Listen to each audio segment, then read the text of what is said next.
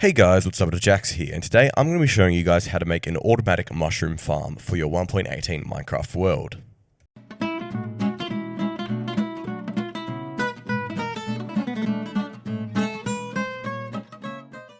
So here is the farm behind us. It is using some simple mechanics. I'll explain these later on in the video, but this is what it looks like. It doesn't take up too much space. I've decorated it with some logs, and it doesn't use too many materials. The hardest thing to get here is probably the sticky pistons, as you will need to get slime, but even then you can just go to a swamp and grab some of that. Now before we start building this farm, I'd just like to mention that all mushroom farms are reasonably slow.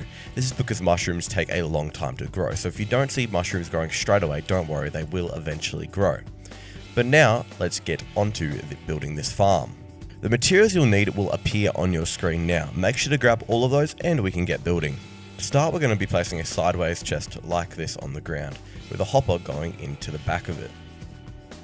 Then bring blocks out coming to the front like so. Place power rails here and here. And then place a rail here and here.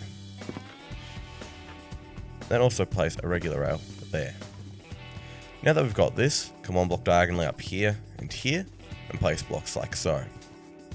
This is what it should look like from above. Now that we've got this, come below these blocks like this. And place levers and then turn these levers on. Now place 3 podzol on top of these side rails, then come 1 block diagonally up, and place 3 more podzol in the middle. Break that block down there. This is what it should look like. Now using some scaffolding blocks, place blocks here, and place an observer on those blocks. The red dot should be facing away from the podzol. Then place some more scaffolding blocks here, and place pistons facing towards the podzol. Make sure these are sticky pistons and not regular pistons.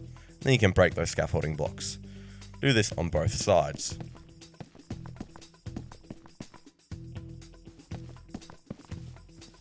Okay, this is what it should look like.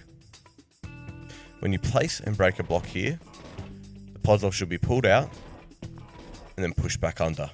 Come to the front and create a glass casing around these 2 sides, the front and the back sides.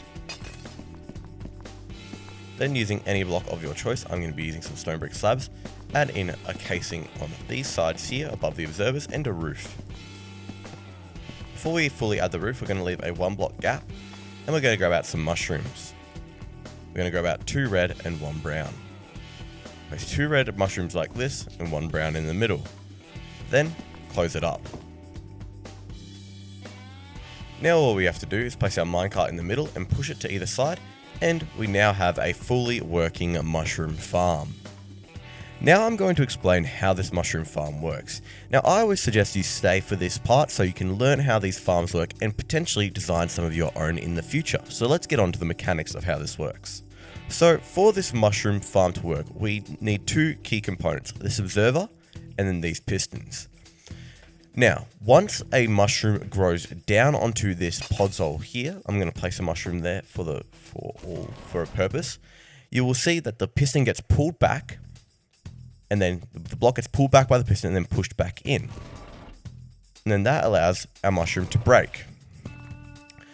And this happens because the observer detects that there's a mushroom there, it powers this piston, and then this piston does its little thing here. Now you might be wondering, how is it powering this piston? There is no blocks here. This is something called bud powering.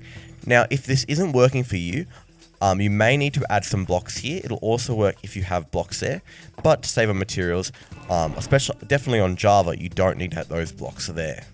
But if it isn't working, feel free to add those blocks, or if you think it looks a bit nicer. So really, it's a pretty simple mechanic on how this farm works. It's quite intuitive, and it doesn't take many resources at all. So on that note, that's going to be the end of this video, guys. I hope you guys enjoyed.